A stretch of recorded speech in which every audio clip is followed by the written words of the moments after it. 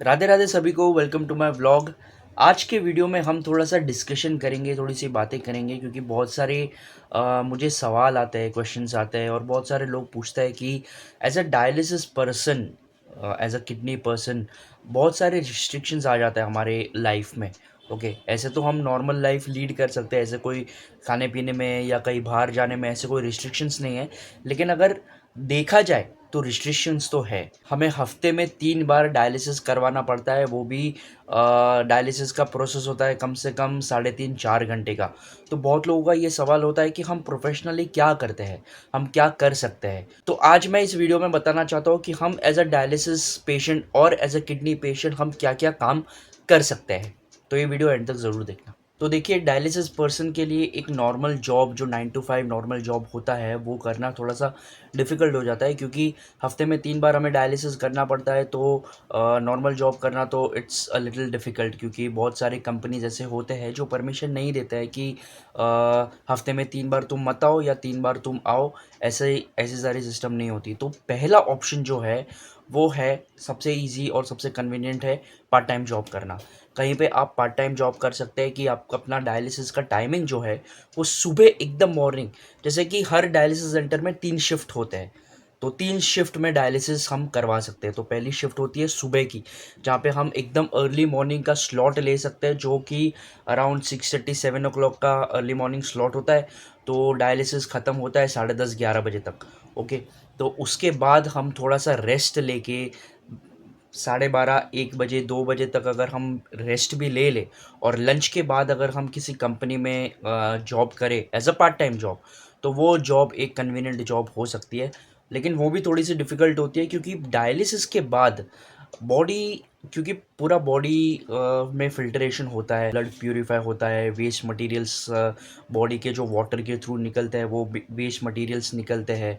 और बहुत सारी ऐसी चीज़ें होती है बॉडी में, बहुत सारी प्रोसेस होती है डायलिसिस के दौरान, कि डायलिसिस के बाद बॉडी में बहुत ही वीकनेस हो जाती है, बहुत ही थकान हो जाती है।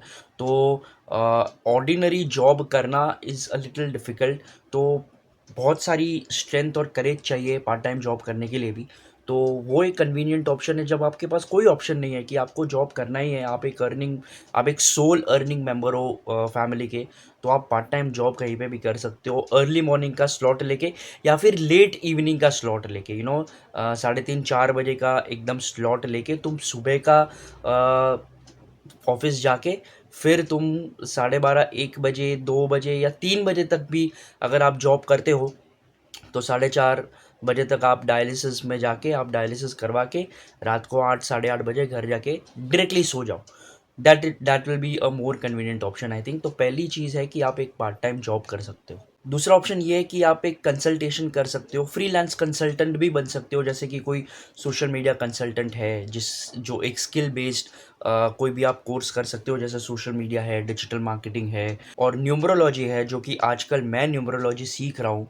और न्यूमरोलॉजी मैंने बहुत टाइम से मैं सीख रहा हूँ और बहुत जल्द मैं न्यूमरोलॉजी कंसल्टेशन स्टार्ट करने वाला हूँ। तो वो एक कन्वीनियंट ऑप्शन है कि आप घर पे बैठ के अपनी ही फ्लेक्सिबिलिटी पे, अपनी ही टाइमिंग्स के अनुसार आप कंसल्टेशन कर सकते हो, और उसमें कोई रिस्ट्रिक्शंस भी नहीं है। उसमें आपको कोई ये चीज़ बोलने भी नहीं आएगा कि ये चीज़ टाइम पे करो या ये चीज़ टाइम पे मत करो, या यहाँ पे तुमको टाइम पे पहुँचना है। ये तुम अपने घर पे बैठ के भी आराम से कंसल्टेशन कर सकते हो। और social media, digital marketing, numerology और भी बहुत सारे बिजनेस कंसल्टेशन और भी बहुत सारे ऐसे कंसल्टेशंस है जो आप घर पे बैठ के वर्क फ्रॉम होम के तरीके से भी कर सकते हो और अपने क्लाइंट बिल्डअप कर सकते हो। ये एक बहुत ही बेहतरीन मनी मेकिंग ऑप्शन है जो आप कंसल्टेशन घर पे बैठ के कर सकते हो। आप कंसल्टेशन डायलिसिस के दौरान भी कर सकते हो, करेक्ट, क्योंकि डायलिसिस जब स्टार्ट हो जाता है ना, उसके बाद आप 3 साढ़े 3 घंटा बैठ के लैपटॉप भी लेके जा सकते हो आप डायलिसिस सेंटर में, और वहाँ पे बैठ के भी काम कर सकते हो। तो ऐसा कुछ नहीं है। तो कंसल्टेशन एक बहुत ही बेटर ऑप्शन है जो आप कर सकते हो। और न्यूमरोलॉजी मैं स्टार्ट करने वाला हूँ बहुत ही जल्द। मैं बहुत टाइम से न्यूमरोलॉजी सीख रहा हूँ, बहुत टाइम से प्रैक्टिस भी कर रहा हूँ, बहुत लोगों पे प्रैक्टिस मैंने कर लिया है, और उन लोगों का ट्रू भी आ रहा है, जो भी मैं उनको बोल रहा हूँ वो ट्रू भी आ रहा है उन लोगों का। तो अभी तक मैंने इस चीज़ के बारे में एडवर्टाइजिंग नहीं की, ये पहली बार मैं बोल रहा हूँ कि मैं न्यूमरोलॉजी का बहुत ही जल्द स्टार्ट करने वाला हूँ। तो न्यूमरोलॉजी कंसल्टेशन भी एक है, और तो ऐसे कंसल्टेशन आप स्टार्ट कर सकते हो। तीसरा ऑप्शन है वर्क फ्रॉम होम ऑप्शंस। अब बहुत सारे companies work from home opportunities दे रहे हैं, स्पेशली कोविड के बाद ये वर्क फ्रॉम होम वाली जो चीज़ें हैं वो बहुत ही बढ़ गई है। तो अगर आपको बहुत ही स्पेशल स्किल्स आते हैं, जैसे कि अगर आप कोई इंजीनियर हो, आपको कोडिंग आता हो, और आपको सॉफ्टवेयर बिल्ड करना आता हो, या ऐसी कोई भी चीज़ अगर आपको आती हो और आप ऐसी कंपनीज पे जाके अप्लाई करो जहाँ पे आपको वर्क फ्रॉम होम जॉब्स मिले, तो वो बहुत ही बेटर हो जाता है वर्क फ्रॉम होम काम करने में। वर्क फ्रॉम होम का अपना एक ड्रॉबैक है कि मैंने जितने भी वर्क फ्रॉम होम जॉब्स देखे हैं जो मेरे दोस्त लोग करते हैं, जितना उनको ऑफिस में काम नहीं मिलता ना, उतना उनको वर्क फ्रॉम होम में काम मिलता है।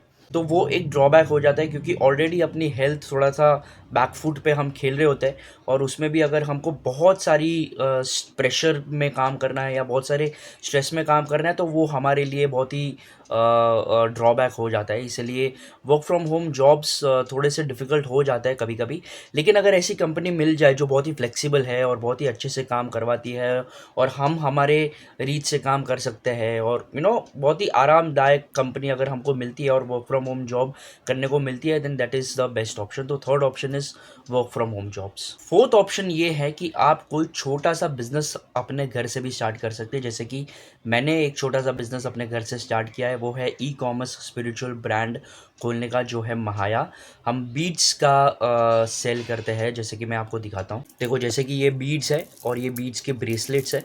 वैसे मैं बीड्स के ब्रेसलेट्स बना बना के, बीड्स के ब्रेसलेट्स है, बीड्स के नेकलेसेस है, या एंटी टार्निश या वाटर प्रूफ ज्वेलरी जो होती है, इमिटेशन ज्वेलरी होती है, वो सारी चीज़ों का मैंने स्टार्ट किया है, और वो मैंने लास्ट ईयर स्टार्ट किया था। तो वो एक स्मॉल बिजनेस टाइप अगर आप करना चाहते हो तो आप अपने घर से भी स्टार्ट कर सकते हो, और वो ई कॉमर्स वेबसाइट्स पे, जैसे कि फ्लिपकार्ट है, अमेज़ॉन है, मिंत्रा है, इंस्टाग्राम है, फेसबुक है, सोशल मीडिया के थ्रू भी आप सेल कर सकते हो, ई कॉमर्स वेबसाइट्स के थ्रू भी सेल कर सकते हो, अपनी खुद की वेबसाइट भी बना के सेल कर सकते हो, और बहुत सारे मीडियम्स के थ्रू अपने घर पे बैठ के ही स्मॉल बिजनेस स्टार्ट कर सकते हो।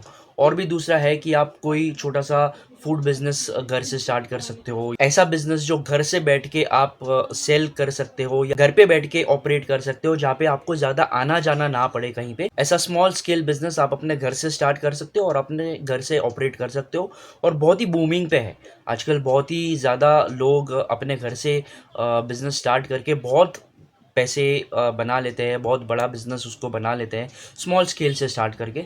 तो आप घर से बैठ के स्मॉल स्केल्स बिजनेस अपने घर से भी स्टार्ट कर सकते हो, and that is the best option जो मैं कर रहा हूँ। तो मैं अपने प्रोफेशनल लाइफ में दो चीज़ें कर रहा हूँ, जो है पहला जो है ई कॉमर्स वेबसाइट जो अपने घर से करता हूँ, जो है ये बीड्स ब्रेसलेट सेल करने का, बीड्स के ज्वेलरी सेल करने का। और दूसरा है जो मैं बहुत ही जल्द स्टार्ट करने वाला हूँ, वो है न्यूमरोलॉजी कंसल्टेशन। तो एक है कंसल्टेशन और एक है ई कॉमर्स बिजनेस। फिर नेक्स्ट ऑप्शन है ट्यूशंस का, कि अगर आपको किसी स्पेशली सब्जेक्ट्स में इंटरेस्ट है, और स्पेशल सब्जेक्ट्स में अगर आपको बहुत सारा नॉलेज है, जैसे कि साइंस है, मैथ्स है, और भी बहुत सारी जो थियोरी सब्जेक्ट्स है, उसमें अगर आपको बहुत सारा इंटरेस्ट है, बहुत सारा नॉलेज है, और आपको ट्यूशन्स चालू करना है, तो वो एक बहुत ही बेहतरीन ऑप्शंस है, क्योंकि ट्यूशन्स बहुत ही बूमिंग में है। वो एक कमिटमेंट का भी हो जाता है कि आपको शाम के टाइम में अगर आपको ट्यूशन्स लेने हैं, कि या किसी के घर जाके अगर आपको उनको ट्यूशन्स पढ़ाने हैं, तो वो सारी चीज़ें भी आप कर सकते हो, और अच्छी खासी इनकम उसमें से आप जनरेट कर सकते हो डायलिसिस के साथ ही।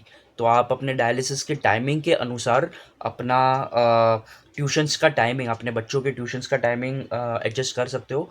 अगर आप स्कूल वाले बच्चों का ट्यूशन्स ले रहे हो, तो मोस्टली आपको शाम के टाइम ही लेना पड़ेगा, क्योंकि सुबह के टाइम तो मोस्टली उनका स्कूल होता है, तो उनका प्रेफरेबल टाइम शाम का ही होता है। तो आप अपना डायलिसिस का टाइमिंग सुबह का करके फिर शाम का अगर आप ट्यूशन्स लेते हो, अपने ही घर पे लेते हो, या तो फिर एक पर्टिकुलर स्टूडेंट के घर पे जाके अगर आपको ट्यूशन्स लेना है और बाकी सारे बच्चों को उसी के घर पे जाके ट्यूशन्स पढ़ाना है, तो वो भी आप कर सकते हो। So tuition is another option you can try it for.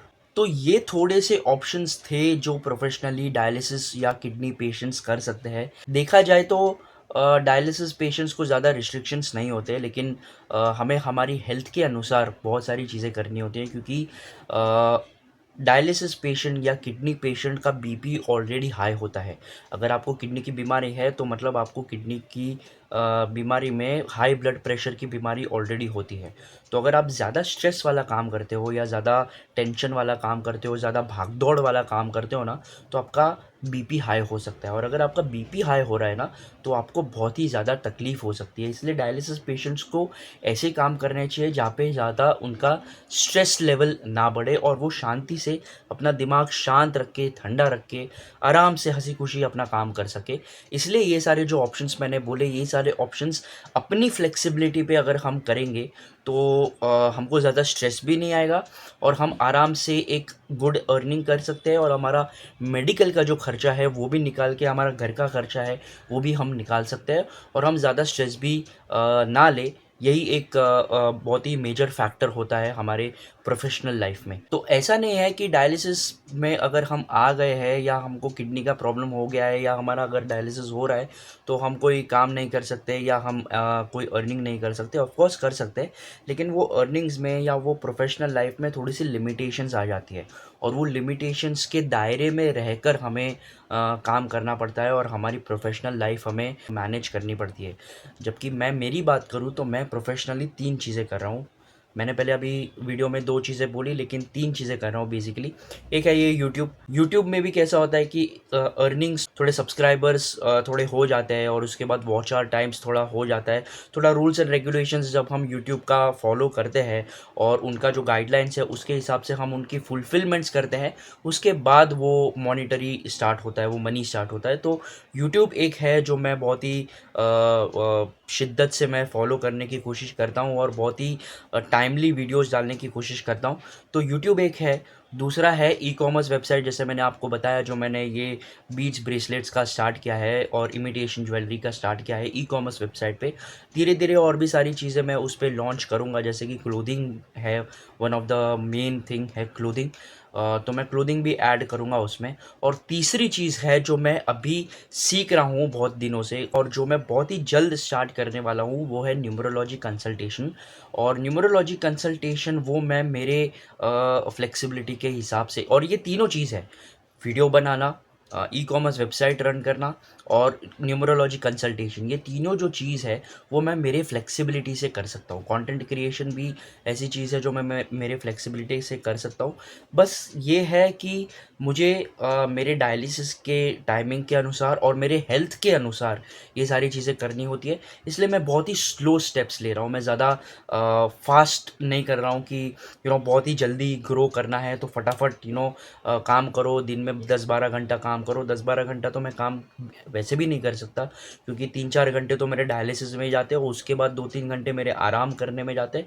तो ऐसे मैं नॉर्मली बहुत सारे ऐसे स्ट्रेस लेके या एकदम फटाफट से काम तो नहीं कर सकता, लेकिन जितना मेरा लिमिटेशंस में आता है, जितना मैं कर सकता हूँ, उस हिसाब से मैं स्लोली स्लोली बेबी स्टेप्स ले लेके आगे बढ़ रहा हूँ, और धीरे धीरे धीरे करके कुछ ना कुछ हो ही जाएगा लाइफ में।